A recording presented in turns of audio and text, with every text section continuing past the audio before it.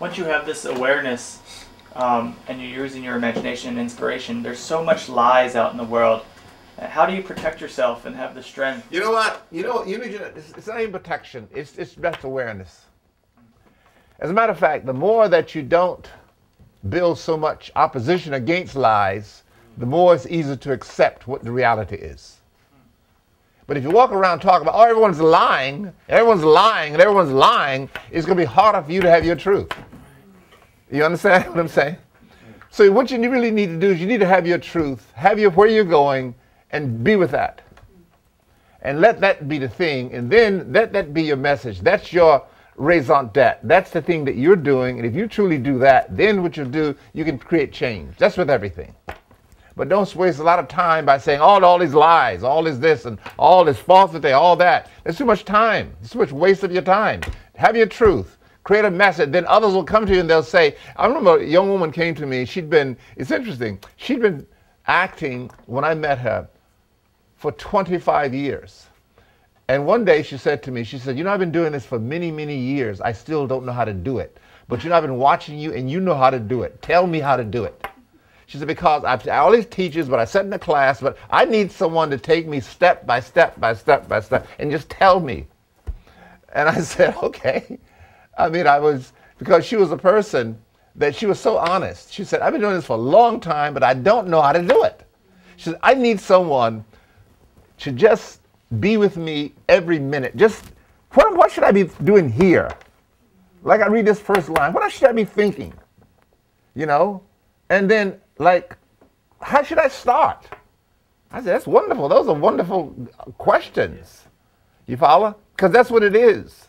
And she was honest enough to just say to this, how do you just do that? She said, I keep watching people do it. And I don't know, maybe something wrong with me. I just can't get it. Because acting is the hardest thing or the simplest thing. It's both extremes. And I said, okay. And it's interesting. Examples like that is what, because I was teaching before I was teaching and I was directing before I was directing. Meaning actors would always come to me and say, what should I do? So I was teaching them. And then the director would say, what do you think? And I was teaching about, so I was doing those things before. Then I started doing them. Everything I started doing, I already knew how to do it. You see, plus the fact that the nature of how I live my life is that I've had a very, very varied life.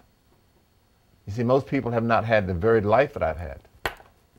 I mean, the combination of things, you know, like that I brought in a moment. And so, I mean, you learn from those things and then you fail. And you learn more from failure than you do success. Because when you fail something, it makes you have to go through the process. And when you fail, then you discover what was it, how did you fail? What was it that you failed? Then you have to say, oh, it was this and this and this and this, and why did that happen? So then you understand it.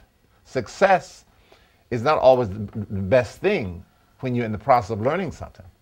Sometimes you get more from, you know, you just get up. That's why you have to get up when you fall down. And it's not succeeding doesn't even mean you fell down. It just means the fact that you have to do it a better way. You have to find a way to utilize yourself more in the situation. But it's what you learn, it's what you do with a moment. And you start to see what really works in a moment. And then you start to see the connections to that moment. Because acting and living and plays, they're all the same thing. They're one. You know, it's just that acting is a heightened reality than living. There's times on the stage that you play heightened characters on the stage. But that just means a heightened character, like, that just means the fact that everything is heightened that he or she does. One of my teachers was a heightened character. Herself, she was heightened. Big, huge personality when she walked into a room. It just means the fact that everything is channeled through bigness, channeled through another way, you know, and truth.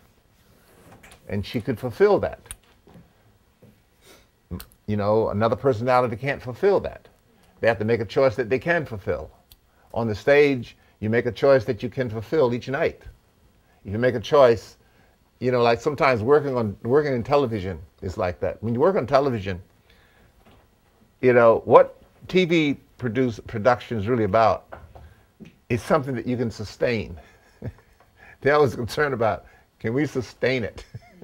You see, because must remember, if it's daytime television, you have 50 million people watching you. If it's nighttime television, it's a series, so many people watching you, and it's about sustaining the choices that you make. If you can do that, sustain the choices you can make, then, oh my God, so then we turn the lights on and all, the fact that they're going to always sustain what we're doing, we're not going to lose money. So it's about making choices that you can sustain. Any questions? More?